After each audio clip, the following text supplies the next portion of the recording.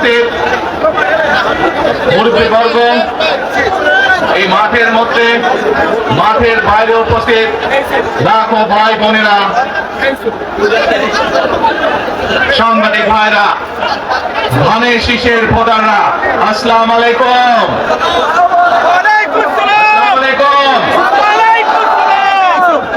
আপনারা ভালো আছেন?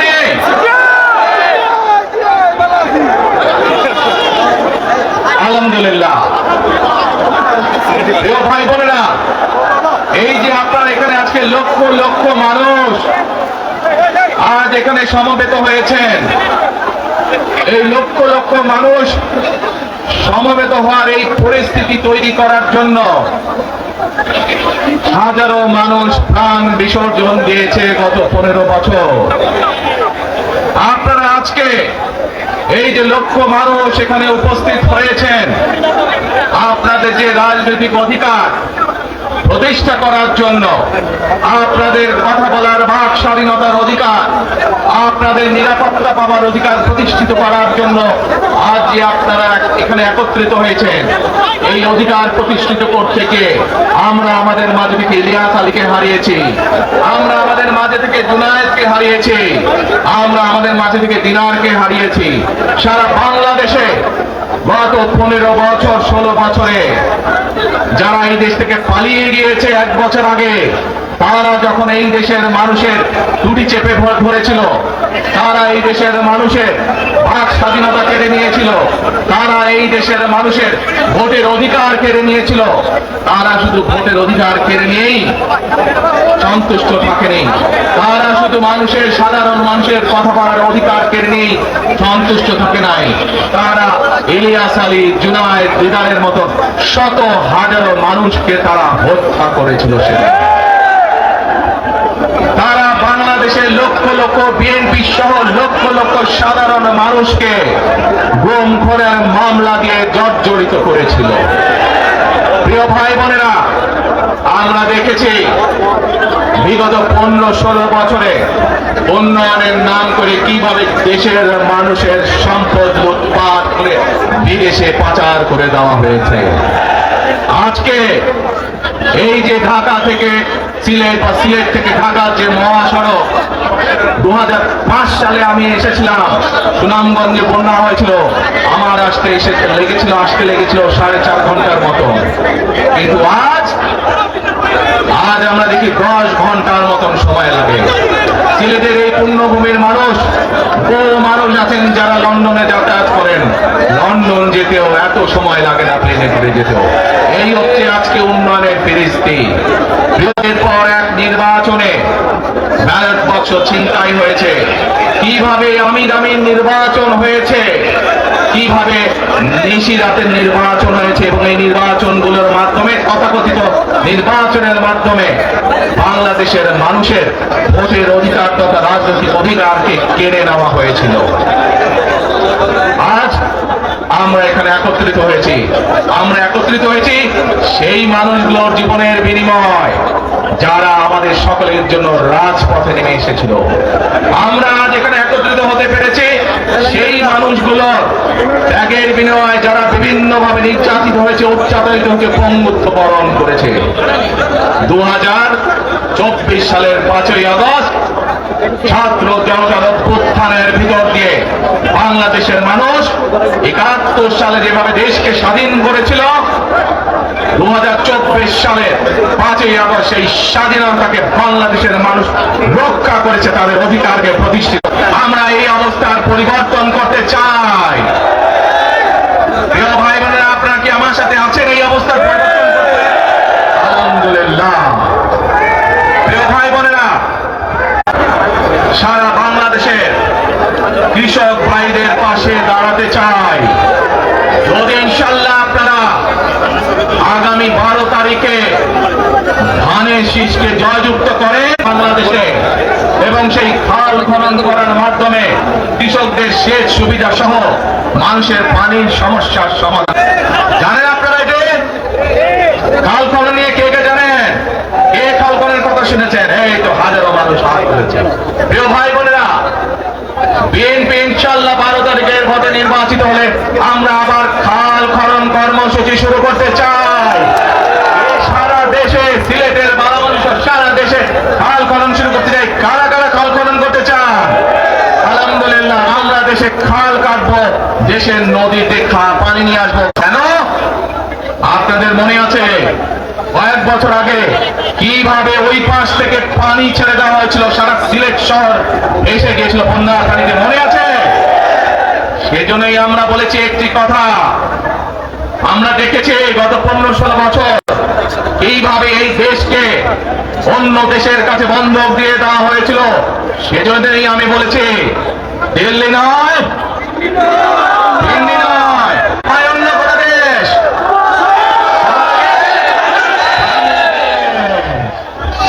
ভাই বোনেরা, আমি আরেকটি কথা বলেছিলাম, যখন স্বৈরাচার এই দেশের মানুষের ঘরে চেপে বসেছিল, সেই কথাটা ছিল টেক ব্যাক বাংলাদেশ, মনে আছে? যে আমরা টেক ব্যাক বাংলাদেশের অর্ধেক পথে এসে দাঁড়িয়েছি, অর্ধেক পথে এসে দাঁড়িয়েছি। দেশকে আমরা স্বৈরাচার মুক্ত করেছি, গণতন্ত্রের প্রতিষ্ঠার যাত্রা শুরু করেছি। এখনো সেই যাত্রা শুরু হয়নি। 12 তারিখে ধানের শীষকে নির্বাচিত করার মাধ্যমে গণতন্ত্রের সেই যাত্রা শুরু হবে। টেক ব্যাক বাংলাদেশ মানে শুধু গণতন্ত্রই রক্ষা নয়, এর সাথে আরো কথা আছে। ওই যে বললাম খাল খনন, ওই যে বললাম কৃষক ভাইদের পাশে দাঁড়ানো। শুধু এখানেই থেমে থাকলে চলবে না। আমাদের দেশে জনসংখ্যার অর্ধেক হচ্ছে মা বোনেরা, অর্থাৎ নারী সমাজ। এই মা বোনদের কাছে আমরা নির্বাচিত, ইনশাল্লাহ 12 তারিখে ধানের শীষ নির্বাচিত হলে আমরা তাদের কাছে তাদেরকে স্বাবলম্বী করে গড়ে তোলার জন্য, যাদের সংসার আছে জানেন, স্বামী স্ত্রী দুইজনে মিলে সংসার সুন্দর হয়, যাতে আমাদের মায়েরা আপনাদের পাশে, বোনেরা আপনাদের পাশে থেকে সংসারকে সচ্ছল ভাবে গড়ে তুলতে পারেন। আমরা গ্রামে গ্রামে শহরে শহরে সকল দুস্থ পরিবার যারা আছে, মধ্যবিত্ত নিম্নমধ্য, সকল ফ্যামিলি কার্ড পৌঁছে দিতে চাই। এই ফ্যামিলি কার্ডের মাধ্যমে আপনার পরিবার, আপনার মা বা আপনার স্ত্রী, আপনার বোনের মাধ্যমে আপনার পরিবার সহযোগিতা পাবে। কিন্তু এই ফ্যামিলি কার্ডকে যদি বাস্তবায়ন করতে হয় তাহলে কি করতে হবে? কি করতে হবে? কে জয়যুক্ত করতে হবে, পারবেন ইনশাআল্লাহ। প্রিয় ভাই বোনেরা, কৃষক ভাইদেরকে যেমন কৃষি কার্ড দিতে চাই আমরা সহযোগিতা করার জন্য, মা বোনদেরকে দেশনেত্রী খালেদা জিয়া যখন দেশ পরিচালনার দায়িত্বে ছিলেন, মা বোনদেরকে বিনামূল্যে শিক্ষার ব্যবস্থা করে দিয়েছিলেন, মনে আছে?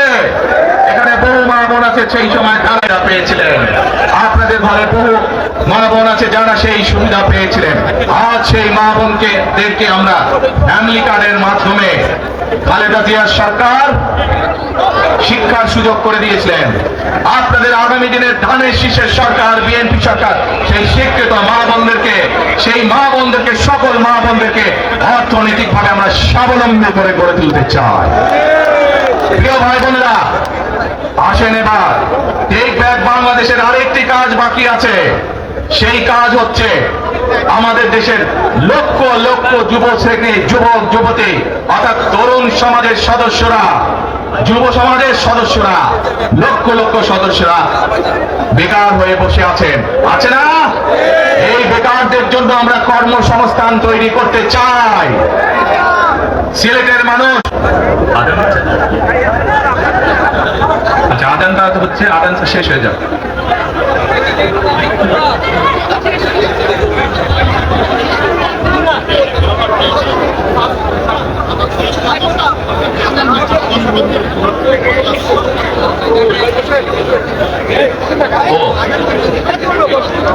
এই মসজিদে ভাই বোনেরা, দরগার মসজিদের আজান শুরু হলে আমরা কিছুক্ষণ বিরতি দিব আজানটা শেষ না পর্যন্ত, তাহলে তার আগে বক্তব্য রাখি নাকি?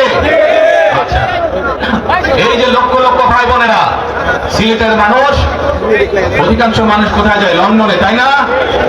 আরো অন্যান্য দেশে যায়।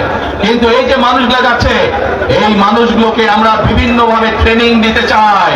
ট্রেনিং দিয়ে ভাষা শিক্ষার মাধ্যমে আমরা এই মানুষগুলোকে দক্ষ করে গড়ে তুলতে চাই।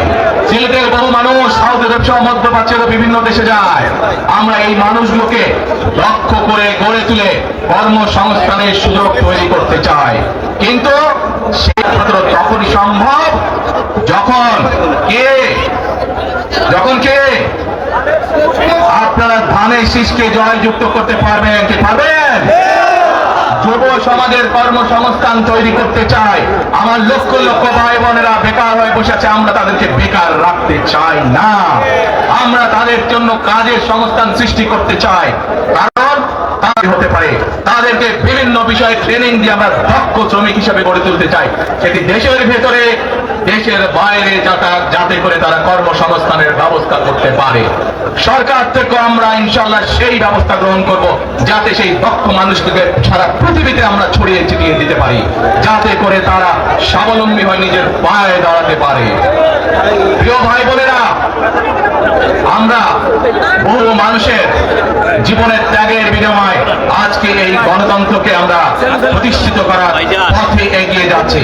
কিন্তু আমরা বিগত কিছুদিন ধরে খেয়াল করে দেখছি, বাংলাদেশের কোন মহল, এই দেশের ভেতরে কোন মহল ষড়যন্ত্রের চেষ্টা করছে।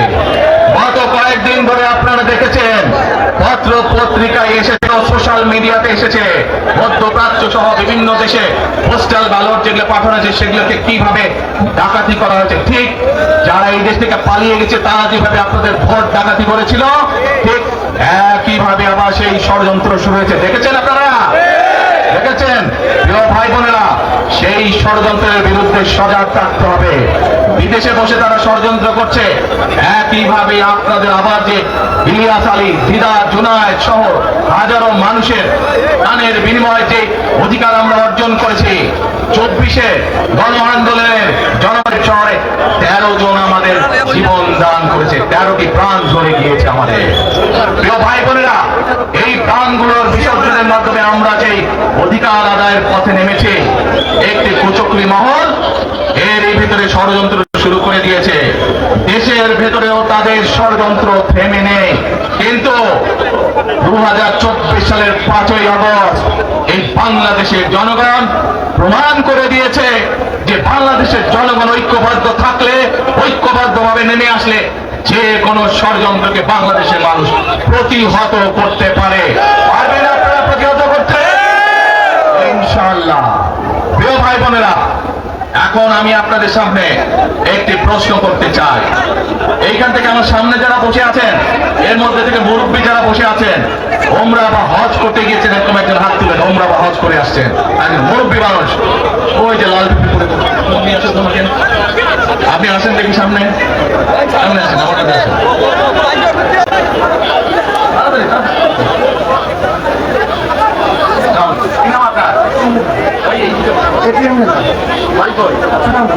সুনামগঞ্জ কোথায়? এই সুনামগঞ্জের মানুষ আছে এখানে? আপনাদের মানুষ? এখন বলেন, কবে গেছিলেন আপনি? হজে উমরা গেছিলেন? এখন আমাকে বলেন, আপনি তো উমরা হজ করেছেন, আপনি কাবা শরীফে গেছেন, কাবা শরীফের মালিককে বলে বলেন আল্লাহ। কাবা শরীফের মালিককে আল্লাহ। আমরা মুসলমান সবাই, এই দিন দুনিয়ার আমরা যে পৃথিবী দেখি, এই পৃথিবীর মালিককে আল্লাহ। এই সূর্য নক্ষত্র যা দেখি তার মালিককে আল্লাহ। বেহেশতের মালিককে আল্লাহ। দোজখের মালিককে আল্লাহ। আপনারা সকলেই সাক্ষী দিলেন, দোজখের মালিক শিরকি করা হচ্ছে, হচ্ছে না? যার মালিক আল্লাহ, যার অধিকার শুধু আল্লাহর একমাত্র, সবকিছুর অধিকার উপরে আল্লাহর অধিকার। কাজেই আগেই তো আপনাদেরকে ঠকাচ্ছে, নির্বাচনের পরে তাহলে কেমন ঠকাবে আপনাদেরকে? শুধু ঠকাচ্ছেই না মানুষকে, যারা মুসলমান তাদেরকে শিরকি করাচ্ছে তারা। প্রিয় ভাই বোনেরা, কেউ কেউ বলে অমুককে দেখেছি, তমুককে দেখেছি, এবার একে দেখেন। প্রিয় ভাই বোনেরা, 1971 সালের যুদ্ধ, যে যুদ্ধে লক্ষ মানুষের প্রাণের বিনিময়ে এই দেশ স্বাধীন হয়েছে, আমাদের এই প্রিয় মাতৃভূমি। মাতৃভূমিকে স্বাধীন করার সময় অনেকের ভূমিকা আমরা দেখেছি, যাদের ভূমিকার কারণে এই দেশের লক্ষ লক্ষ ভাইয়েরা শহীদ হয়েছে, এই দেশের লক্ষ লক্ষ মা বোনেরা তাদের সম্মান হানি হয়েছে। তাদেরকে তো বাংলাদেশের মানুষের মধ্যে দেখেই নিয়েছে। এখন প্রিয় ভাই বোনেরা, এই কুফরির বিরুদ্ধে, এই হঠকারিতার বিরুদ্ধে, এই মিথ্যার বিরুদ্ধে আমাদেরকে ঐক্যবদ্ধ হতে হবে। আমাদেরকে ওই যে টেক ব্যাক বাংলাদেশে থাকতে হবে। আমরা দেশকে স্বৈরাচার থেকে মুক্ত করেছি, এখন মানুষের অধিকারকে প্রতিষ্ঠিত করতে হবে। শুধু ভোট, শুধু কথা বলার অধিকার প্রতিষ্ঠিত করলে হবে না, মানুষকে স্বাবলম্বী করে নিজের পায়ে গড়ে তোলার ব্যবস্থা করতে হবে। প্রত্যেকটি মানুষ, বাংলাদেশে মানুষ যাতে ঠিকভাবে বেঁচে থাকতে পারে, প্রত্যেকটি মানুষ যাতে নিরাপদে রাস্তায় চলতে পারে, সেই ব্যবস্থা করতে হবে। সেটাই হচ্ছে টেক ব্যাক বাংলাদেশ। আমরা বিগত 15 বছর দেখেছি, অমুককে বলে এসেছি তমুককে ক্ষমতায় রাখার জন্য, বলেছিল না? সেজন্যই বলেছি, দিল্লি নয়। আমরা দেখেছি যারা 71 সালে ছিল তারা কাদের সাথে লাইন দিয়েছিল, যাদের কথা একটু আগে বললাম, যারা মিথ্যা কথা বলে ঠকাচ্ছে মানুষকে, আমরা দেখেছি তাদের আস্তানা কোথায়। সেজন্যই বলেছি, যেমন দিল্লি নয় তেমন পিন্ডি নয়, নয় অন্য কোন দেশ। এবং সংক্ষেপে আপনাদের সাথে যেই কথা বললাম, শুধু ভোট, বিএনপি চায় আপনাদের দেশের মানুষকে অর্থনৈতিকভাবে স্বাবলম্বী করে দিতে, দেশের নারী সমাজকে, মা বোনদেরকে, দেশের যুব সমাজকে, দেশের প্রত্যেকটি কৃষক সহ প্রত্যেকটি শ্রেণী পেশার মানুষকে বাংলা বিএনপি চায় আগামী দিনে ইনশাআল্লাহ সরকার গঠন করে প্রত্যেকটি মানুষকে স্বাবলম্বী করে দিতে। প্রিয় ভাই বোনেরা, সেজন্যই আমরা আরেকটি কথা বলি, আমরা দেখেছি কিভাবে শহীদ জিয়ার সময়, দেশে খালেদা জিয়ার সময় দেশকে আমরা এগিয়ে নিয়ে গেছিলাম। দেশে কলকারখানা তৈরি হয়েছিল, মানুষের কর্মসংস্থান ছিল, দেশের মানুষ বেড়ে গিয়েছিল। সেজন্যই আমরা বলতে চাই, করব কাজ, দেশ সবার আগে, করব কাজ সবার আগে। শেষে আবারও আপনাদের কাছ থেকে আগামী 12 তারিখে ধানি শীষের পক্ষে ভোট চেয়ে একটি কথা বলতে চাই, ইনশাআল্লাহ আগামী দিনে বিএনপি সরকার গঠিত হলে আমরা নবী করিম সাল্লাল্লাহু আলাইহি ওয়াসাল্লামের ন্যায় পরায়ণতার ভিত্তিতে ইনশাআল্লাহ দেশকে পরিচালনা করব। আল্লাহ হাফেজ। বাংলাদেশ